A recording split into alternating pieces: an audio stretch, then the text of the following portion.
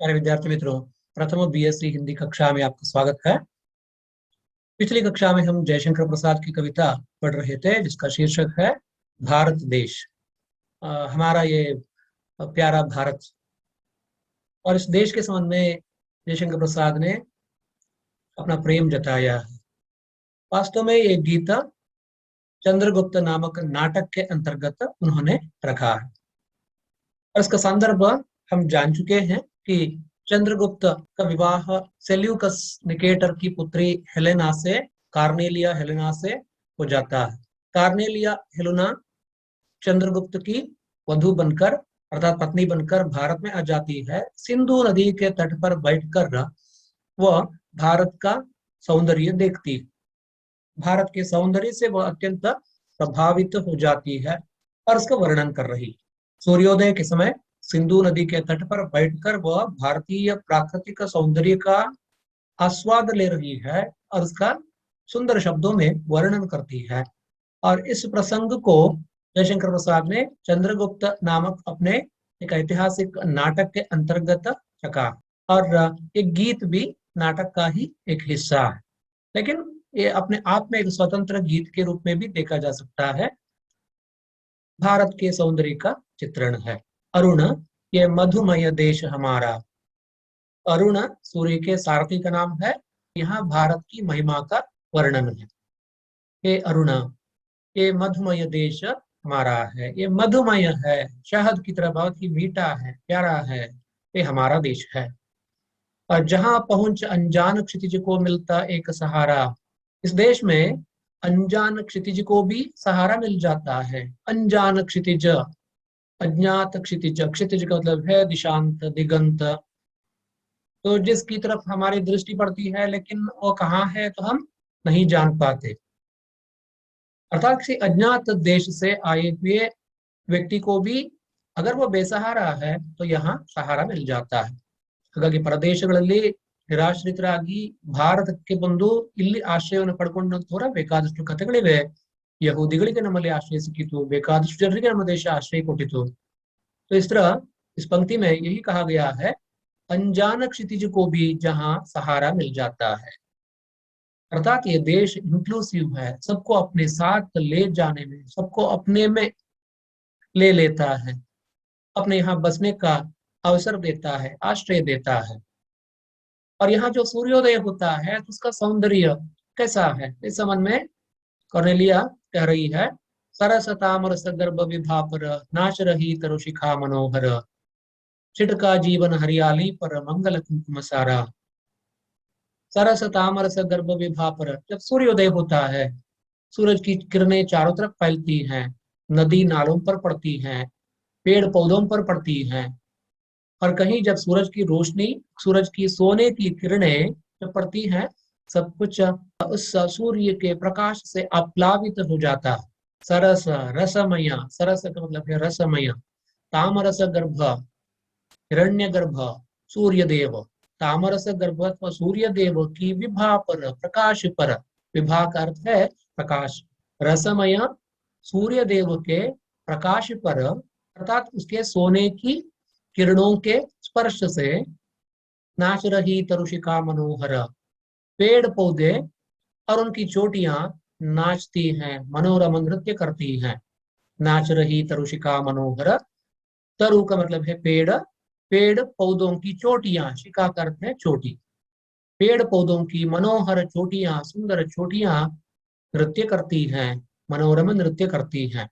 अर्थात सूरज की रोशनी जब धरती पर पड़ती है, पानी पर पड़ती है, पेड़ पौधों पर पड़ती है, तब पेड़ पौधों की चोटियां मनोहर नृत्य करती हैं।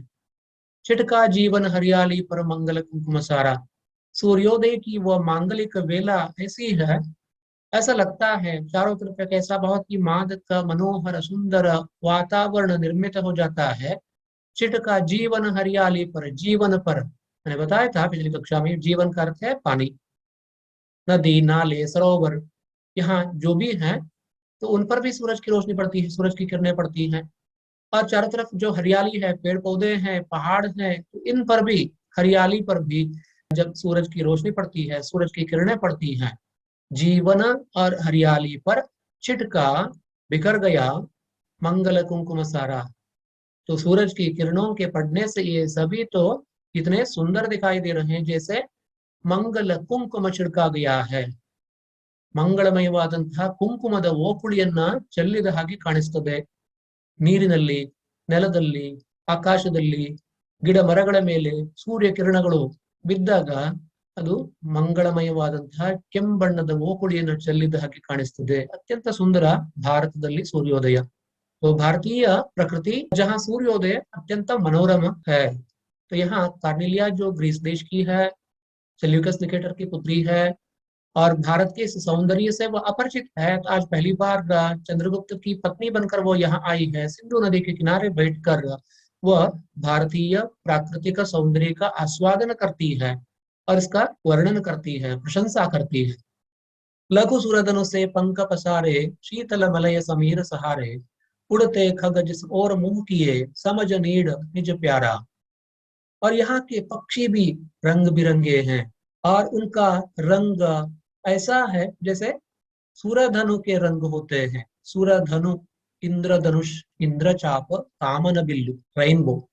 लघु सूरधनु से, लघु का मतलब है छोटे, छोटे छोटे इंद्रधनुष के समान, ಇಂದ್ರಧನುಷ್ की तरह 7 ರಂಗ ವಾಲೆ, ಸಪ್ತ ರಂಗ ಪರ್ ಅಂದ್ರೆ 7 ಬಣ್ಣಗಳ ರೆಕ್ಕೆ ಪುಕ್ಕಗಳನ್ನು ಹೊಂದಿದಂತಹ ಅರ್ಥಾತ್ सप्तवर्ण पर्ण पक्षी लघु सुरधनु से इंद्रचाप के समान 7 रंगों वाले पर फैलाए, पंख पसारे, पर फैलाए, शीतल मलय समीर सहारे। तो इस तरह यहाँ आकाश में उड़ते पक्षियों का वर्णन वो करती है कि ये सभी पक्षी इतने सुंदर हैं, मनोहर हैं, तो इनके पर भी तो 7 रंगों के इंद्रधनुष सूरधनु के समान रंगीन है। और जब आकाश में ये उड़ते हैं और उड़ते वक्त उनका नाच देखते ही बनता है। शीतल मलय समीरा, जहाँ चलता रहता है, मलय पर्वत की ठंडी सुगंधित हवा यहाँ चलती है। ನಿರಂತರವಾಗಿ ಬೀಸುವಂತಹ ಮಲಯ ಪರ್ವತದ ಸುಗಂಧಿತವಾದ ಗಾಳಿಯಲ್ಲಿ ಈ ಸುಂದರವಾದಂತಹ ಕಾಮನ ಬಿಲ್ಲಿನ ಬಣ್ಣಗಳ ರೆಕ್ಕೆಗಳನ್ನು ಹೊತ್ತಂತಹ ಹಕ್ಕಿಗಳು ಹಾರಾಡ್ತಾ ಇದ್ರೆ ಅದನ್ನು ನೋಡುವಂತಹದ್ದೇ ಒಂದು ಅದ್ಭುತ ಅನುಭವ। यहाँ भारत की प्रकृति के सौंदर्य का चित्रण करती हुई कार्नेलिया कह रही है कि लघु छोटे छोटे इंद्रधनुष के समान सुंदर पंखों वाले छोटे छोटे पक्षी यहाँ मलय पर्वत की मधुर सुंदर सुगंधित हवा के सहारे आकाश में उड़ते दिखाई देते हैं। खग, खग का अर्थ है पक्षी, उड़ते खग जिस ओर मुंह किए। ಹಾಗಾಗಿ ಬೆಳಗಿನ ಹೊತ್ತಿಗೆ, ಸಂಧ್ಯೆಯ ಹೊತ್ತಿಗೆ, ಎರಡೂ ಸಮಯದಲ್ಲಿ ಗೂಡಿನಿಂದ ಹೊರಗೆ ಬಂದು ಆಕಾಶದಲ್ಲಿ ತಿರುಗಾಡುವಂತಹ ಹಕ್ಕಿಗಳು, ಸಂಜೆ ಹೊತ್ತಿಗೆ ಗೂಡಿಗೆ ವಾಪಸ್ಸಾಗುವಂತಹ ಹಕ್ಕಿಗಳು। जिस ओर मुंह किए, जिस देश की तरफ मुंह किए ये उड़ते हैं, अथवा जहां इसके अपने घर हैं, घोंसले हैं। समझ नीड निज प्यारा। ಹಾಗಾಗಿ ಆಹಾರದ ಹುಡುಕಾಟದಲ್ಲಿ ಬೇರೆ ಬೇರೆ ಯಾವುದೋ ದೇಶಗಳಿಗೆ ಹೋಗುವಂತಹ ಹಕ್ಕಿಗಳು ಕೊನೆಗೆ ಸಂಧಿಯಾದಾಗ ತಮ್ಮ ಮನೆಯಾದಂತಹ ಭಾರತಕ್ಕೆ ಹಿಂದಿರುತ್ತವೆ।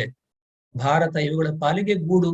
समझ नीड निज प्यारा, तो भारत को ये अपना नीड समझते हैं। नीड का मतलब है घोंसला। भारत को ये अपना घोंसला समझते हैं, नीड समझते हैं, तो इनके लिए यही प्यारा नीड है। ಹಾಗಾಗಿ ಬೆಳಗಿನ ಹೊತ್ತು ಕೆಲಸಕ್ಕೋಸ್ಕರ ಬೇರೆ ಯಾವುದೋ ಒಂದು ಪ್ರದೇಶಕ್ಕೆ ಹೋದಂತ ವ್ಯಕ್ತಿ ಸಂಜೆ ಆಗುವಾಗ ಮನೆಗೆ ಮರಳಿ ಬರುವ ಹಾಗೆ, ವಾಪಸ್ ಬರುವ ಹಾಗೆ, सुबह को निकला जहाज का पंछी शाम को वो लौट आएगा। उसी तरह यहाँ ये सभी पक्षी आकाश में उड़ते हुए जिस देश को अपना घोंसला मानते हैं, नीड मानते हैं, तो वो भारत है, प्यारा भारत है। बरसाती आंखों के बादल बनते जहां भरे करुणा जल, लहरें टकराती अनंत की पाकर जहां किनारा। इन पंक्तियों में कवि का यही कहना है। बरसाती आंखों के बादल, ಹಾಗಾಗಿ ಬೆಳಗಿನ ಸೌಂದರ್ಯ ಒಂದು ತರ, ಸಾಯಂಕಾಲದ ಸೌಂದರ್ಯ ಇನ್ನೊಂದು ತರ, ಮಧ್ಯಾಹ್ನದ ಸೌಂದರ್ಯ ಮತ್ತೊಂದು ತರ। तो यहाँ हरियाली है, ठंडी सुगंधित मलय पर्वत की हवा बहती है, इंद्रधनुष के समान परों वाले बहुत ही सुंदर रंग बिरंगे पक्षी यहाँ हमेशा उड़ते दिखाई देते हैं। सूर्योदय भी अत्यंत सुंदर है, सूर्यास्त भी सुंदर है, और दिन भी सुंदर है, रात भी सुंदर होती है। और यहाँ 6 ऋतुएं, प्रकृति में 6 ऋतुएं होती हैं। वसंत ऋतु से लेकर शिशिर तक का 6 ऋतुएं एक साल में तो प्रकृति को नए नए रंगों में भरती है, प्रकृति को नए नए रूप देती है। जब वर्षा काल आ जाता है और वर्षा काल में आकाश में यहाँ बादल उमड़ने लगते हैं, घूमने लगते हैं, बरसाती आंखों के बादल। ಹಾಗಾಗಿ ಮಳೆಗಾಲ ಬಂದಾಗ ವಸಂತ ಋತು ಕಳೀತು, ವಸಂತ ಋತುವಿನ ನಂತರ ಗ್ರೀಷ್ಮ, ಅದರ ನಂತರ वर्ष ऋतु ಬಂತು, वर्ष ऋतुविನಲ್ಲಿ मಳೆಗಾಲ। तो वर्षा काल में आकाश में उमड़ते हुए बादल यहाँ दिखाई देते हैं और जिनके हृदय में इस देश पर बड़ी करुणा है, प्रेम है, इस देश में रहने वालों के प्रति उनके मन में दया है, प्रेम भाव है, करुणा भाव है। तो इसीलिए अपने हृदय की आर्द्रता को पानी के रूप में परिवर्तित कर ये वर्षा करते हैं, बरसा देते हैं। बरसाती आंखों के बादल, यहाँ बादलों की आंखों में वर्षा है।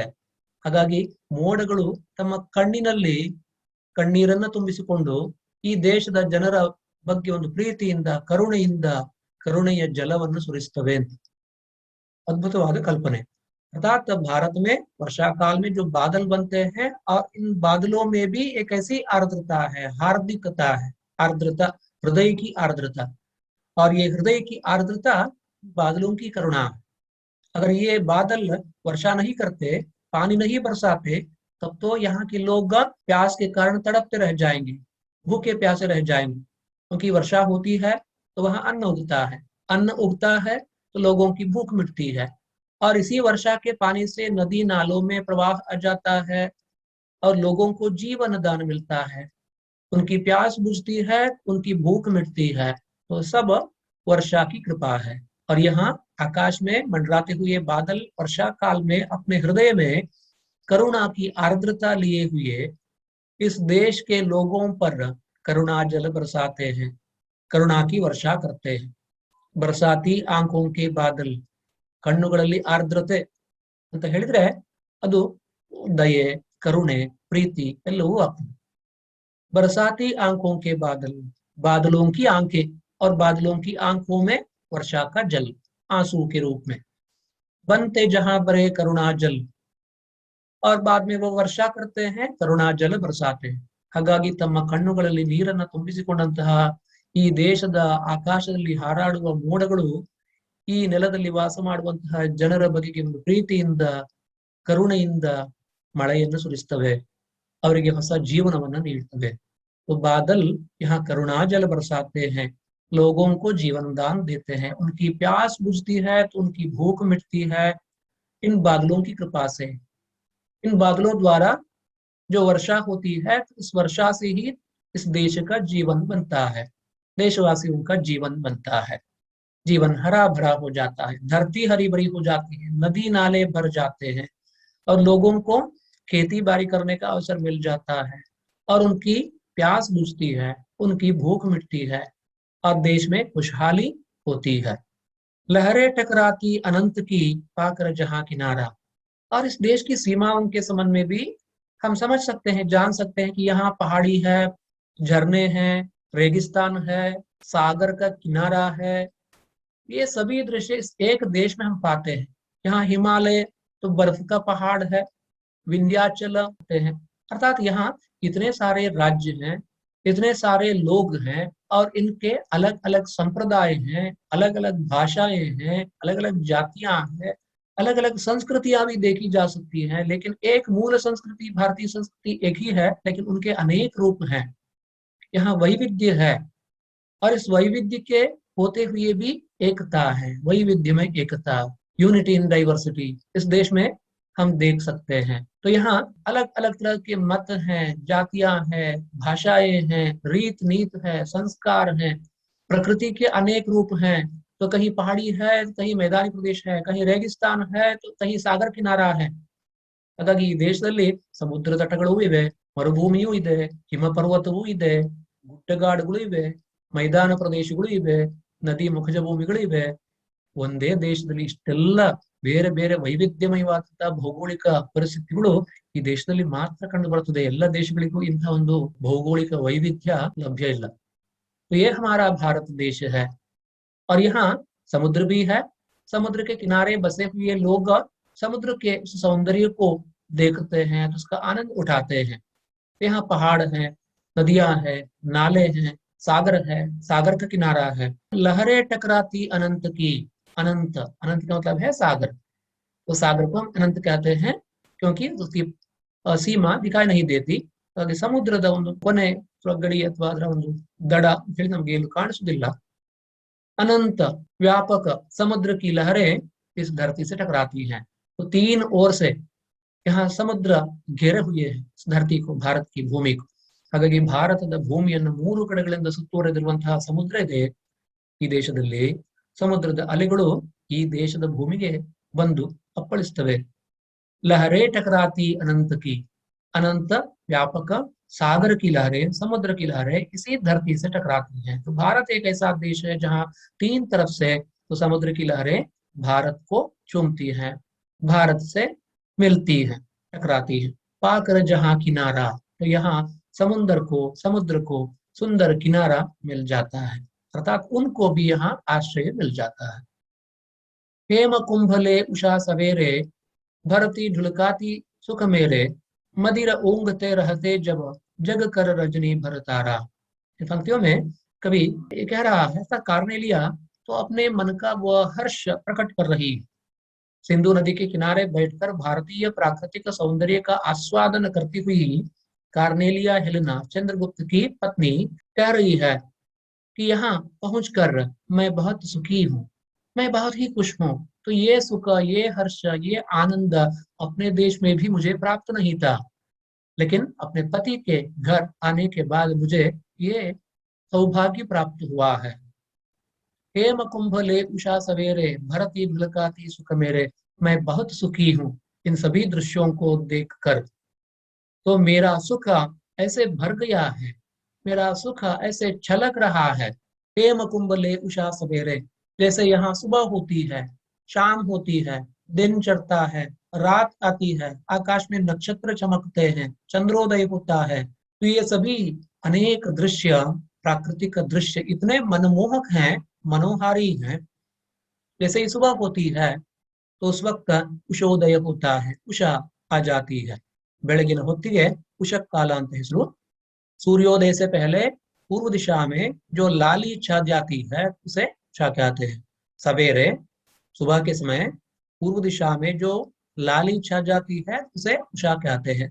ಹಾಗಾಗಿ ಸೂರ್ಯೋದಯ ಆಗೋದಕ್ಕಿಂತ ಮುಂಚೆ ಪೂರ್ವ ದಿಕ್ಕಿನಲ್ಲಿ ಕೆಂಬಣ್ಣ ಉಂಟಾಗ್ತದಲ್ಲ, ಆ ಕೆಂಬಣ್ಣಕ್ಕೆ ಉಷಾ ಅಂತ ಹೆಸರು। ನಮ್ಮ ವೇದಗಳಲ್ಲಿ ಕೂಡ ಈ ಉಷೆಯ ಬಗ್ಗೆ ಸೂಕ್ತಗಳಿವೆ, ಮಂತ್ರಗಳಿವೆ।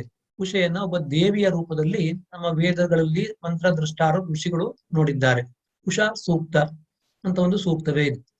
यहाँ उषा सुबह है, उषा सूर्योदय के पहले का समय है और इसे ब्राह्मी मुहूर्त भी कहते हैं। सूर्योदय अभी नहीं हुआ है और उससे पहले जो आकाश में जो लाली दिखाई देती है तो उसे उषा कहते हैं। तो इस समय को भी उषक काल कहते हैं। और ये उषक काल हमारे यहाँ इसे ब्राह्मी मुहूर्त कहा गया है। उषा वास्तव में ब्राह्मी का दूसरा पर्याय नाम है। वाग्देवी सरस्वती को भी उषा कहते हैं। ब्राह्मी ब्रह्मा की पत्नी वाणी अथवा सरस्वती, और उसका एक पर्याय नाम है उषा। ಹಾಗಾಗಿ ಉಷೆ ಅಂತ ಹೇಳಿದ್ರೆ ಇದು ವಾಗ್ದೇವಿಯ ಒಂದು पर्याय पद। हेम कुंभले उषा सवेरे, यहाँ उषा सबसे पहले आ जाती है, सूर्य से पहले उषा आ जाती है पूर्व दिशा में। वो अपने हाथ में हेम कुंभ लिए आती है। यहाँ उषा के हाथ में हेम कुंभ, प्रकाश का घड़ा। हेम कुंभ ಚಿನ್ನದ ಗಡಿಗೆ, ಇಲ್ಲಿ ಚಿನ್ನದ ಗಡಿಗೆ ಅಂತ ಹೇಳಿದ್ರೆ ಪ್ರಕಾಶ ಅಥವಾ ಬೆಳಕು। ಉಷೆ ತನ್ನ ಕೈಗಳಲ್ಲಿ ಚಿನ್ನದ ಗಡಿಗೆಯನ್ನು ಹಿಡಿದು ಪ್ರತ್ಯಕ್ಷವಾಗ್ತಾಳೆ, ಅಂದ್ರೆ ಬೆಳಕಿನ ಕುಂಭವನ್ನು ಹಿಡಿದು ಅವಳು ಪ್ರಕಟವಾಗ್ತಾಳೆ। हेम कुंभले स्वर्ण कुंभ लेकर उषा प्रकट हो जाती है सुबह के समय, और सभी जीवों के हृदय में नया उल्लास भरती है, उनमें नई चेतना जागृत करती है। सभी जीव जाग उठते हैं, सबसे पहले पंछी जाग उठते हैं, आकाश में उड़ते हैं, अपने मधुर निनाद से गुंजित कर देते हैं, प्रतिध्वनित कर देते हैं समस्त पृथ्वी को, आकाश को। और वह समय ही ऐसा मधुर है, मोहक है, मनोहारी है। और इस वक्त जो जागे रहता है तो उसको वो सुख मिलेगा, जो सोए रहता है तो वो इससे ವಂಚಿತ रह जाएगा। ಹಾಗಾಗಿ ಬೆಳಿಗ್ಗೆ 6 ಗಂಟೆಗಿಂತ ಮುಂಚೆ ಎದ್ದವರಿಗೆ ಬೆಳಗಿನ ಸೌಂದರ್ಯದ ಅನುಭವ ಆಗ್ತದೆ। 8 ಗಂಟೆಗೆ ಎದ್ದವರಿಗೆ ಅದು ಗೊತ್ತಾಗೋದಿಲ್ಲ. ಅಷ್ಟೊತ್ತಿಗೆ ಇದೆಲ್ಲ ಮುಗಿದು ಹೋಗಿರ್ತದೆ.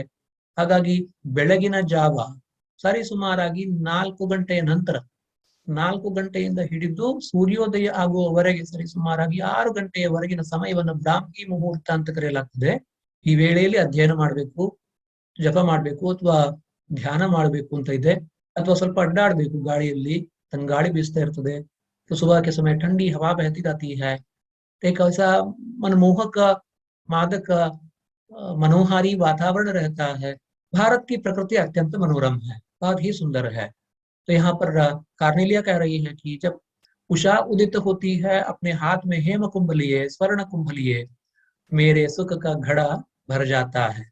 वह मुझे सुख का वरदान देती है।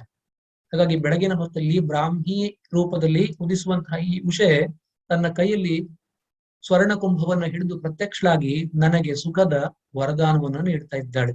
ಅವಳು ನೀಡಿದಂತಹ ಈ ವರ ನನ್ನ ಸುಖದ ಕುಂಭವನ್ನ, ಗಡಿಗೆಯನ್ನ ತುಂಬಿಸಿದೆ।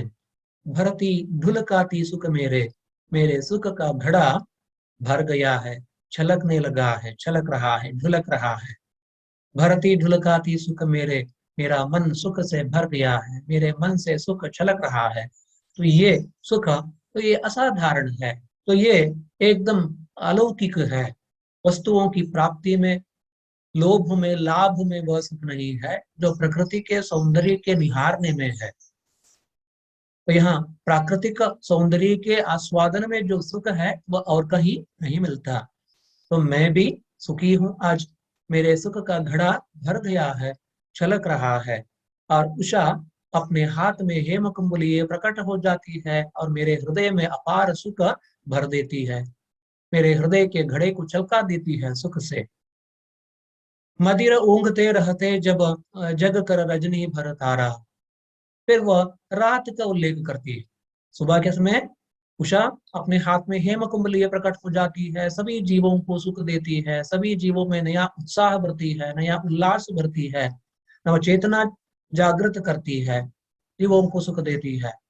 और वहीं रात के समय सभी जीवों को विश्राम मिलता है। तो ये भारत की प्रकृति है, भारत की धरती है, तो इसीलिए तो ये मधुमय देश है। और सुख की बात यह है, खुशी की बात यह है कि ये हमारा देश है, ये मधुमय देश है और ये हमारा देश है, और यही तो हमारे लिए भाग्य है। तो ये सुख की बात है। मदिर ऊंघते रहते जब जग कर रजनी भर तारा। रात के समय यहाँ सितारे बहुत ही सुंदर दिखाई देते हैं। भारत का आकाश एकदम स्वच्छ, शुभ्र, इतने सारे करोड़ों की संख्या में नक्षत्र चमकते हुए दिखाई देते हैं। तो इन सबको देखने में एक आनंद है। मदिर भाव से, मदिर, मदिर का मतलब है नशे में, मदिरा पीकर नशे में ऊँघते हुए पियಕ್ಕಡ की तरह, ಮದ್ಯಪಾನ ಮಾಡಿದ ಕುಡುಕನ ನಶೆ ಹೇಗಿರ್ತದೆ ಅಂತ ಹೇಳಿದ್ರೆ ಆತ ತೂರಾಡದೆ ಚಲಿಸ್ತಾನೆ। ಆದ್ರೆ ಆಕಾಶದಲ್ಲೂ ಕೂಡ ನಕ್ಷತ್ರಗಳು, ರಾತ್ರಿ ಹೊತ್ತಿನಲ್ಲಿ ಆಕಾಶದಲ್ಲಿ ನಕ್ಷತ್ರಗಳು ಮಿನುವಾಗ ಹಾಗೆಯೇ ಅನ್ನಿಸ್ತದೆ। ಎಲ್ಲೋ ಒಂದು ಮಾದಕವಾದ ನಶೆಯಲ್ಲಿ ಎಲ್ಲಗೆ ತೂರಾಡ್ತೇವೆ, ಅಲ್ಲಾಡ್ತೇವೆ। सितारे जब चमकते हैं तो कवि को ऐसा लगता है, कवि ने बहुत ही सुंदर कल्पना की है यहाँ, तो ये मानते हैं, वो कह रहे हैं कि आकाश में सितारे मदिर भाव से, जैसे मद के नशे में ऊँघ रहे हैं। ऐसा चारों तरफ निद्रा है, तो धरती पर सभी जीव सोए पड़े हैं, आकाश में सितारे भी तो ऊँघते से नजर आते हैं, लेकिन वो जागे रहते हैं, रात भर जागे रहते हैं। जैसे ही सुबह हो जाती है नक्षत्र गायब हो जाते हैं, सूर्योदय होता है, सभी जीव जाग उठते हैं। आकाश में रात के समय चमकते हुए तारे समस्त धरतीवासियों को, जीवों को सुख निद्रा का आनंद तो देते हैं, लेकिन खुद तो जाग रहते हैं, उन पर भी तो निद्रा का आवेश रहता है, वो ऊँघते से लगते, मदिर भाव से, नशे में ऊँघते से दिखाई देते हैं। रजनी भर, रात भर, रजनी का अर्थ है रात, रात भर तारा जो जागता रहता है, ಜೀವ ಸೋತೆ ಹೋತೆ। ಹಾಗಾಗಿ ಜೀವಿಗಳೆಲ್ಲ ಮಲಗಿ ನಿದ್ರಿಸ್ತಾ ಇದ್ದಾಗ ಈ ಆಕಾಶದಲ್ಲಿದ್ದಂತಹ ನಕ್ಷತ್ರಗಳು ಅವು ರಾತ್ರಿಯೆಲ್ಲ ಎಚ್ಚೆತ್ತಿದ್ದು ಎಲ್ಲರನ್ನು ಗಮನಿಸ್ತಾ ಇರ್ತವೆ। ಆದ್ರೆ ಜೀವಿಗಳ ಒಂದು ನಿದ್ರೆಯ ಪರಿಣಾಮ ಅವುಗಳ ಮೇಲೂ ಹಾಗೆಯೇ ಅವು ತೂಕಡಿಸ್ತಾ ಇದ್ದ ಹಾಗೆ ಕಾಣಿಸ್ತದೆ। मदिर भाव से, मादक नशे में ऊँघते हुए से लगते हैं, फिर भी तो रात भर ये सभी तारे जागते होते हैं। और जैसे ही सुबह होती है तो ये सभी तारे गायब हो जाते हैं, धीरे धीरे गायब हो जाते हैं, और उषा अपने हाथ में हेमकुंभ लिए प्रकट हो जाती है। सभी जीवों को सुख देती है, सभी जीवों के हृदय में नया उल्लास भरती है, नई चेतना भरती है। सभी जीव जाग उठते हैं, अपने दैनंदिन कर्मों में जुट जाते हैं। तो जीवन तो कर्ममय है, तो बिना कर्म किए तो यहाँ कुछ पाया नहीं जाता, कुछ किया नहीं जाता।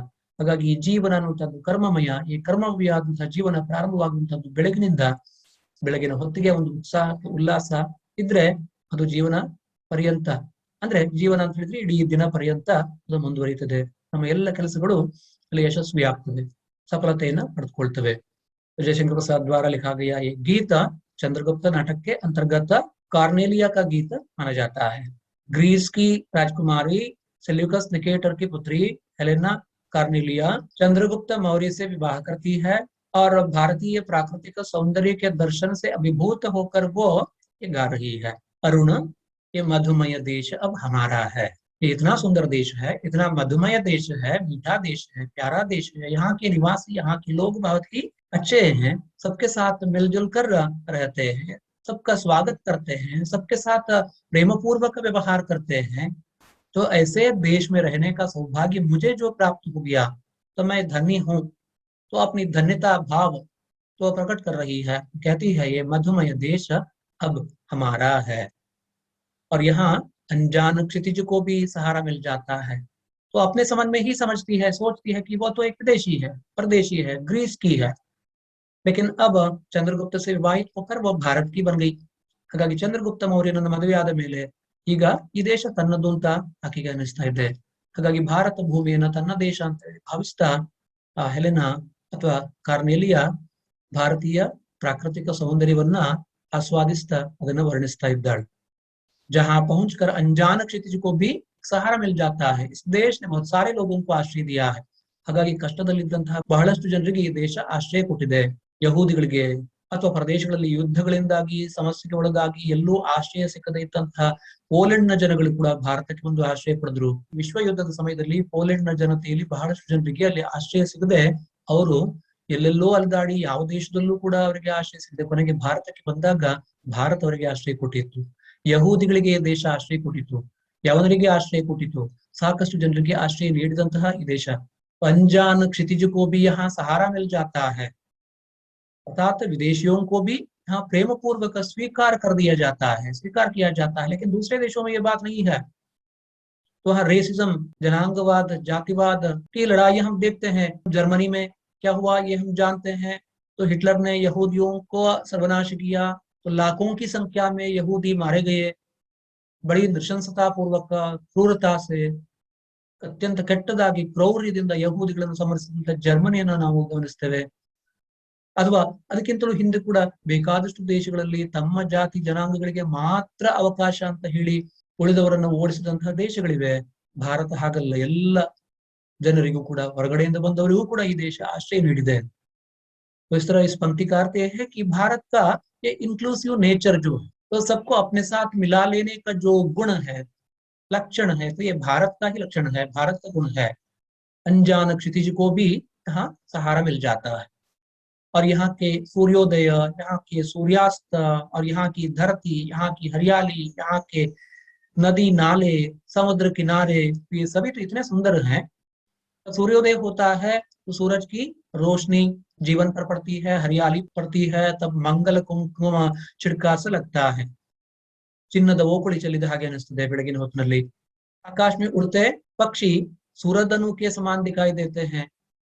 सूरधनु इंद्रचाप के समान पंखों वाले सुंदर पक्षी, रंग बिरंगे परों वाले पक्षी यहाँ आकाश में उड़ते हैं।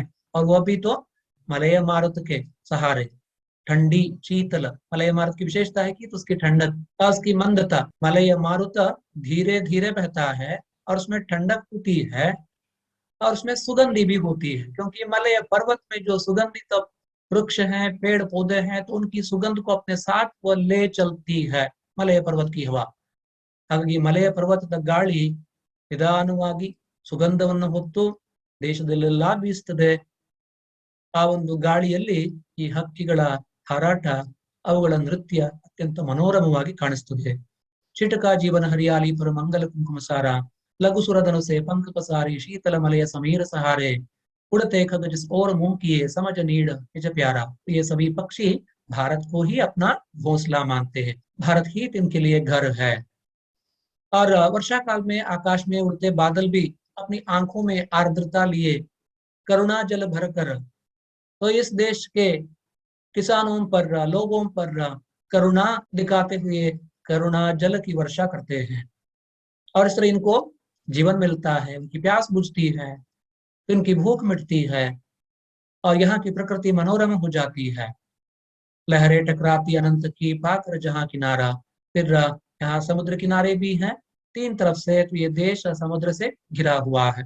ಮೂರು ದಿಕ್ಕಿನಿಂದ ಸಮುದ್ರದಿಂದ ಆವರಿಸಲ್ಪಟ್ಟಂತಹ ಈ ದೇಶದಲ್ಲಿ ಬೀಚ್ಗಳಿವೆ, ಸಮುದ್ರ ತಟಗಳಿವೆ, पश्चिम किनारा, पूर्व किनारा, दक्षिण किनारा। तो ये किनारे भी तो अत्यंत मनोरम है, अत्यंत सुंदर है, जहाँ समुद्र की लहरें किनारा पाकर टकराती हैं।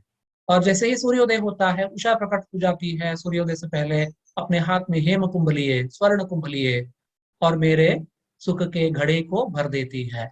मेरा सुख छलकने लगता है उषा के आने से, सूर्योदय से जो प्रकृति में नया सौंदर्य चमक उठता है, जिसे देखकर मैं बहुत ही आनंदित हो जाती हूँ।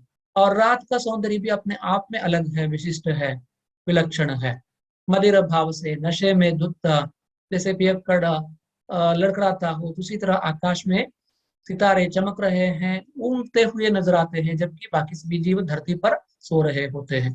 ಹಾಗಾಗಿ ನೆಲದ ಮೇಲಿನ ಜೀವಿಗಳೆಲ್ಲ ನಿದ್ರಿಸ್ತಾ ಇರುವಾಗ ಆಕಾಶದಲ್ಲಿ ಮದಿರೆಯ ನಶೆಯಲ್ಲಿ ತೂರಾಡುವ ಹಾಗೆ ಕಾಣಿಸ್ತವೆ ನಕ್ಷತ್ರಗಳು, ಆದರೂ ಕೂಡ ಎಚ್ಚೆತ್ತುಕೊಂಡಿರ್ತವೆ, जागते हैं रात भर रजनी भर।